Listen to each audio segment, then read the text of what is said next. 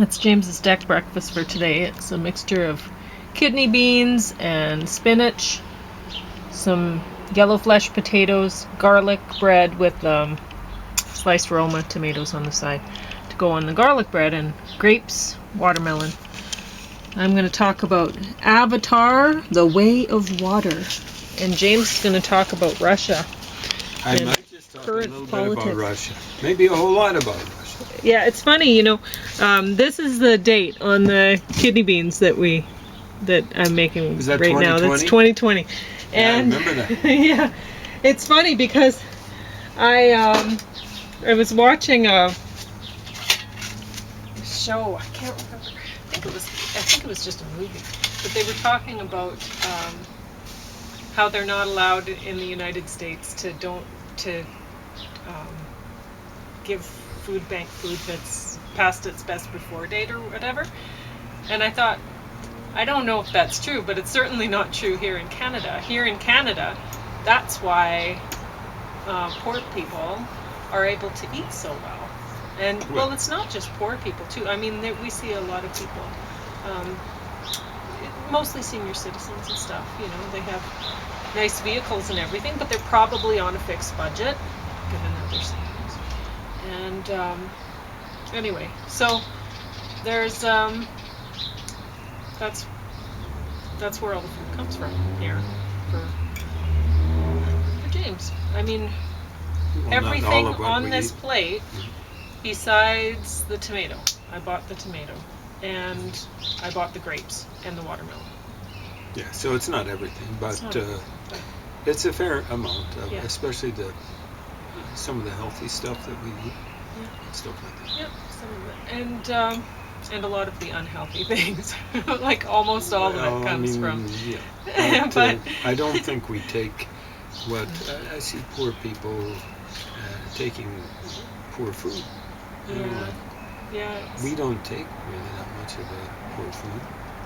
Anyway, but yeah, I mean these little potatoes are beautiful, and when we got them, they were not. They were off their mud dirty color. little faces. Yeah, exactly. Then they're wonderful underneath. Yeah. But that's easily enough done. I mean, you soak them. Probably a lot of people are passing them up because they think it'd be difficult, and it takes a bit of time. But I just soak them in the bath at first to get the most of it off, because I've already used the bath water anyway, and it's going to be going into the garden. I bale it out to put in the peat bale row. So the peat bale row doesn't care if it gets a little bit of mud in, But anyway, no. So I do that, and then I'm not wasting so much water, because it would take a lot of water if you were just trying to rinse and scrub. But anyway, and then once the mud gets soft enough, then you just use, my dad taught me that. It's how he used to scrub potatoes and beets and all the root crops. He'd take a Scotch-Brite and scrub. It works way better than anything else. So that's what I do, Scotch-Brite.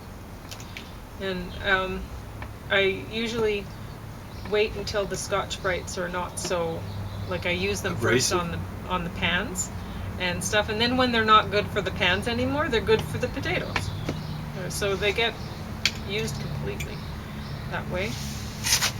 Anyway, why am I rambling on about such things? Avatar, The Way of Water. Well, speaking of rambling on, it seemed to last 6 Forever. hours. But it was just a regular movie. No, it was over 3. I don't remember. Okay, so it did go a long time. But, the first Avatar movie that I saw, I didn't like it at first, and then I liked it a little more after that. And so maybe it'll be this way with this one, I don't know. But so you rewatched it, is what you're saying? Yeah, I rewatched the first one, and I liked it better the next time. But I liked it pretty good right from the get-go. Well, the animation is excellent, and they've created a beautiful world. Yeah. Although I think I saw snow in the background. One of those things. Maybe it's a desert. I don't know. Anyway, maybe I was imagining it. That might be in the next movie. But no, the first movie, it was all about deforestation and stuff like that, right? Tearing apart the jungles. When there are people living in the jungles. They're a part of the nature there and whatever.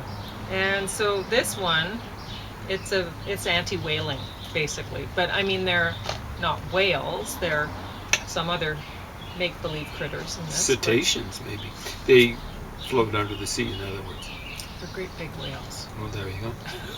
So they're like Leslie West of. And basically, there's people who are riding dolphins, but they're flying dolphins and stuff. I don't know. They're kind of fun. They made a whole new world and whatever. But so this one, there's at the end of the movie, pretend alien. I don't know, whatever.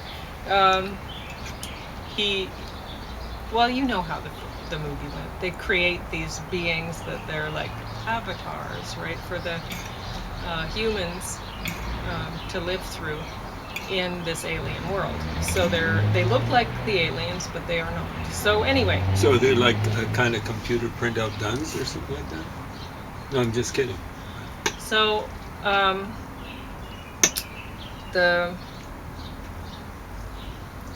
sky person or whatever, I can't remember what they call him, the human, and who has his avatar ends up having a family with one of the alien women, and so yeah, it's about his family. Yes. Anyway, so I don't know what it's not very believable, for one thing. I mean, I think people always, when they're trying to conquer, aren't they trying to take over rivers and stuff like that? I mean, humans need rivers. But anyway,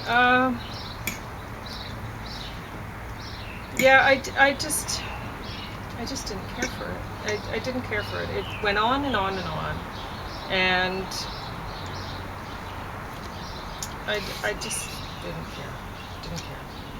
I should care because I care about nature and stuff like that. But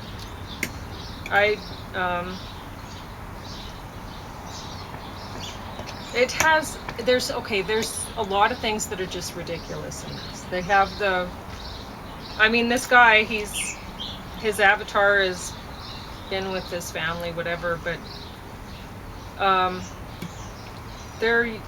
he's adapted to their ways, and they do the spear thing and the bow and arrow sort of thing, whatever. And they're up against these humans that have much more advanced weaponry. And I mean, we're supposed to think, well, this is like colonization of indigenous people on their land, right? And I don't know, I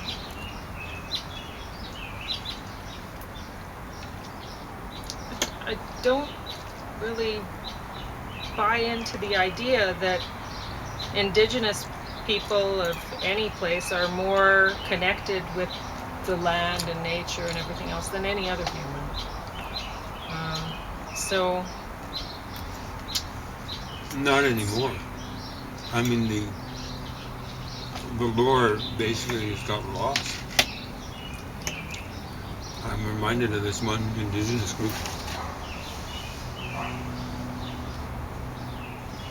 I think it was in Canada.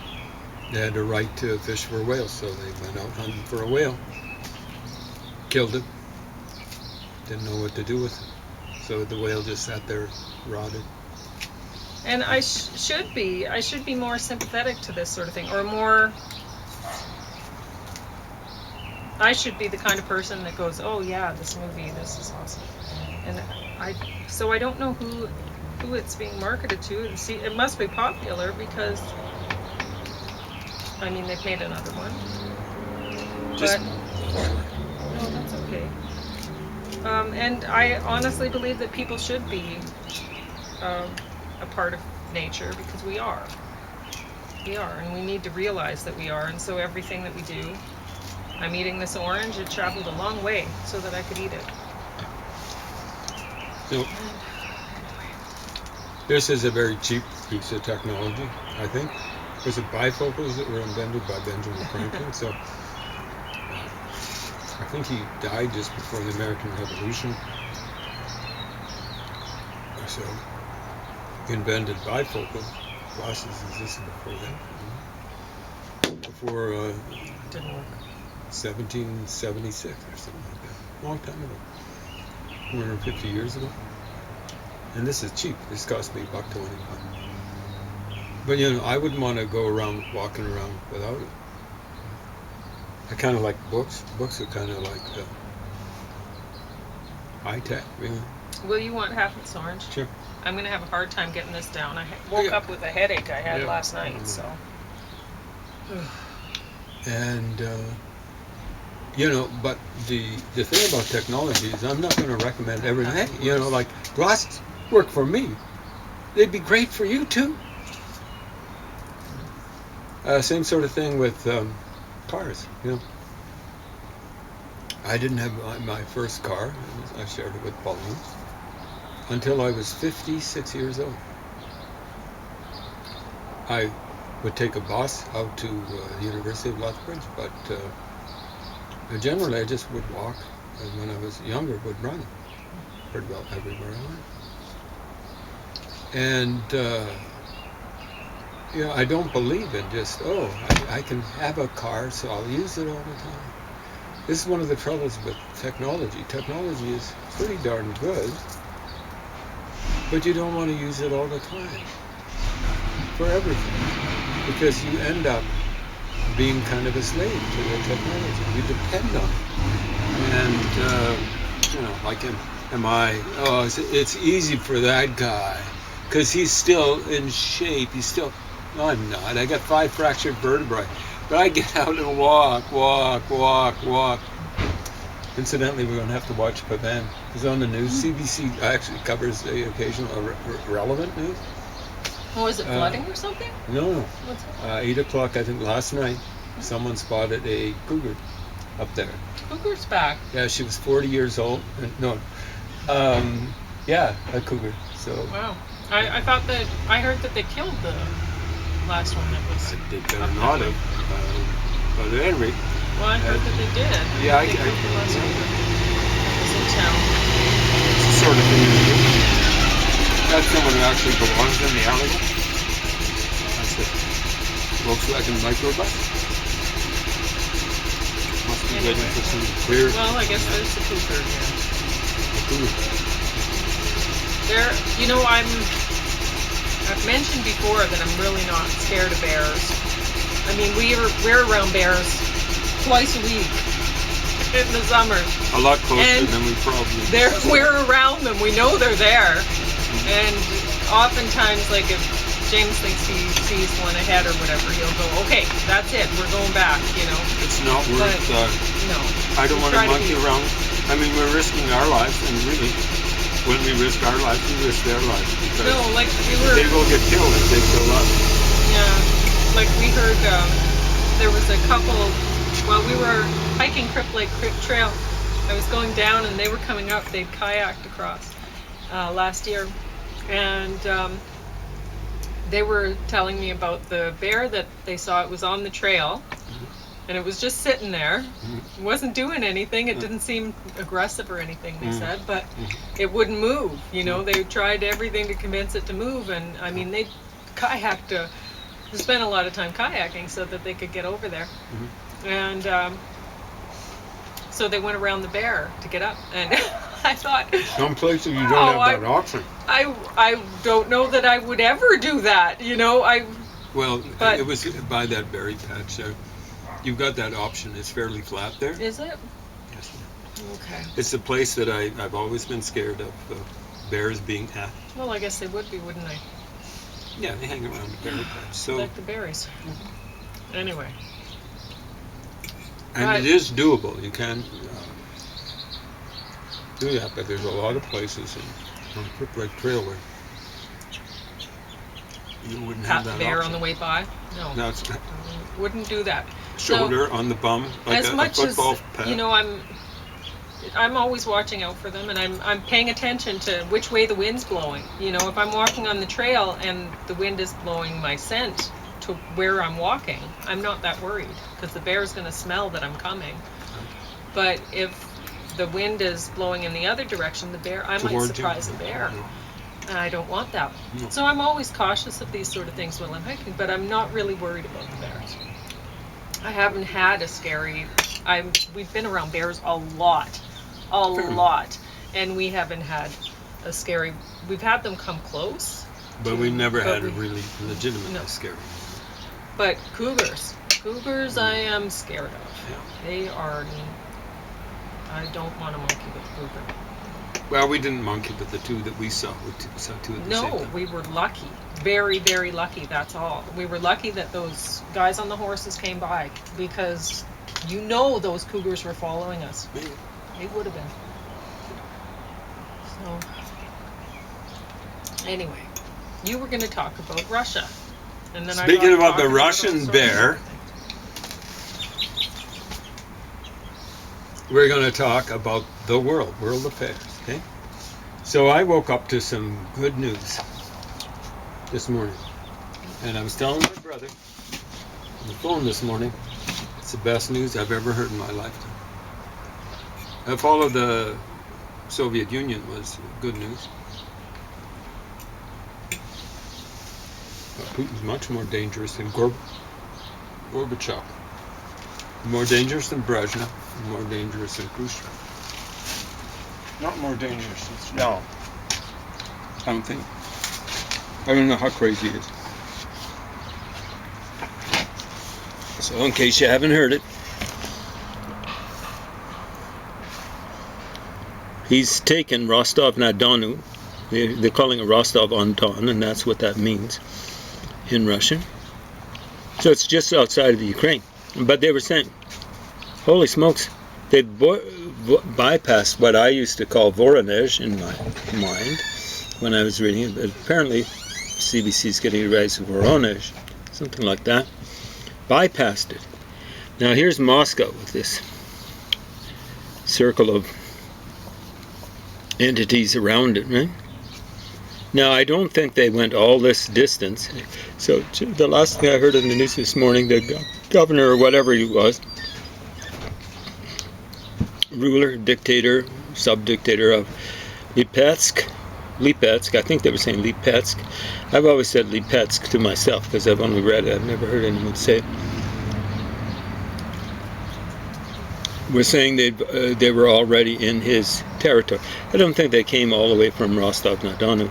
This is called the Wagner Group. I suspect they came from Luhansk. I don't think Luhansk. You see, the folks in Rostov-na-Donu, the Wagner Group, probably came from Donetsk or a related area. And Stakhanov, no, they do have Luhansk there. So I suspect the people that have bypassed Voronezh, the Wagner Group, have come from Luhansk or maybe even further north and stuff like that. Even if they've come from Luhansk, they've come a long way.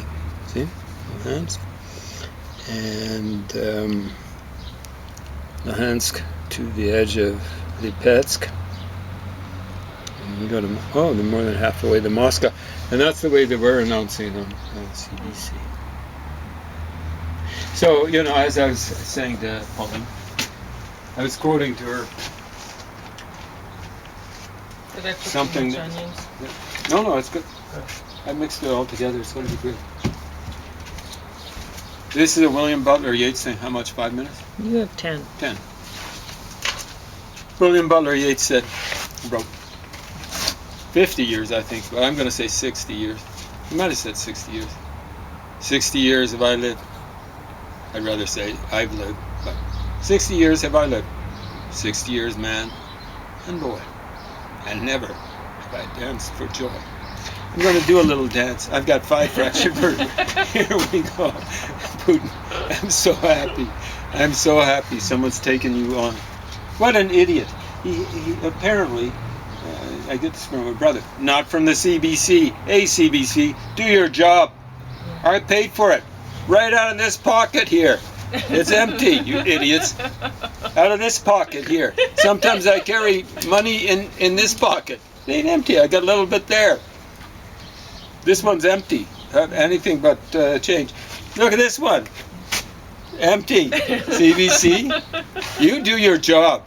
You know, apparently a week ago, a couple of weeks ago, Putin had 1,000 or so members of the Wagner group whacked. What's the Wagner group going to do? They put them between a rock and a hard place. Wow. You know? Or maybe like a block and a guillotine blade. Wow.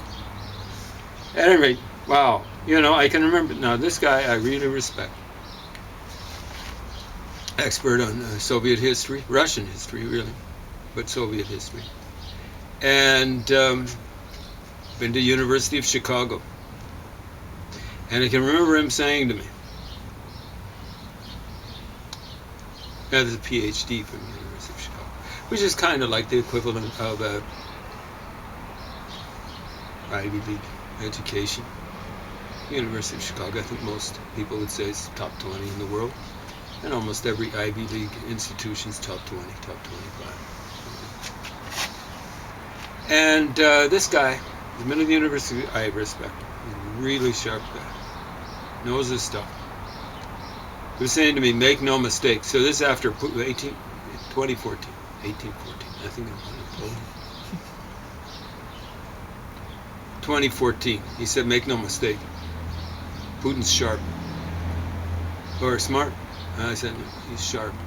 The distinction I meant to make, I think I made it clear. I think I was saying, you know, like Putin can divide the European Union, and that will just chip Germany off from the places that kind of moderated, especially England.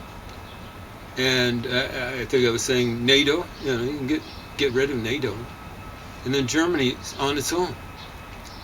How soon would it have a nuclear program with nuclear weapons? Yesterday?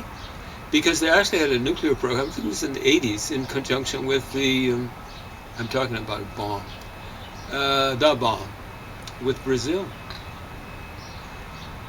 Hopefully nothing came of it. But that's what would happen. And then you'd have something like a small German empire. Because, you know, Poland, which side is it going to be on? You know, it's going to be on the side of Germany. You know, any country that has a Catholic background, Croatia, Slovenia, Czechia, I think that's what they're calling it now, Slovakia, they're going to be on the side of the Germans, because the Germans are about 40% Catholic. Germany will have a small little Austria be on the side of Germany, the Catholics. Germany. Yeah. You know, like the distinction I was making is between being a tactician and a strategian. Putin is a slippery little piglet, and he's maybe a bear cub or something like that. Don't they call them the mother bear sows, stuff like that? And but he's a tactician. He's good at tactics. He's not good at strategy. And I knew the guy was in trouble when as soon as he walked into Ukraine. There's 120 million Russians, 40 million Ukrainians. There's some Russians in the Ukraine, but that isn't included, that 40 million. Now there's 150 million or so people in Russia, but 30 million of those folks, hey, they ain't Russians. Now, let me make one thing perfectly clear. Hey, Wagner Group, culturally speaking, they're very different people. Yeah, exactly right. Their languages are very different, right? They're imprisoned in the nation of Russia. So they used to say about the Russian Empire, and they should be saying about it now. It's a prison of nations. It just doesn't have quite as many nations in it, and they're trying to re-imprison the Ukrainians. 5 minutes? Maybe. Okay. So I have no illusions about the Wagner Group. These guys are terrorists. They're kind of like Hell's Angels with big guns and stuff like that. I have no illusions. I don't know what plans they have. They might actually, if they get rid of Putin, they might attack Ukraine hell-bent for leather. Apparently the leader of the Wagner group, misleader, Führer, whatever you want to call him, or not call him, was criticizing Putin for not providing enough arms. Now the reason why they're going after Putin, it's not just because Putin was wiping them out. It's because they've been fighting in the Ukraine. They actually would have seen the trouble that the Russians were in, and they were saying, give us more arms. And you think Putin is, I don't know, they're pretty dull if they think Putin's sitting on his arm. I'm sitting on this cache of arms because I like the feeling it gives to my butt. The Russian economies may be 1/16 of the economy of Europe and the economy of the United States combined. 1/8 and 1/8. I may be off by a little bit. Even if it's 1/10.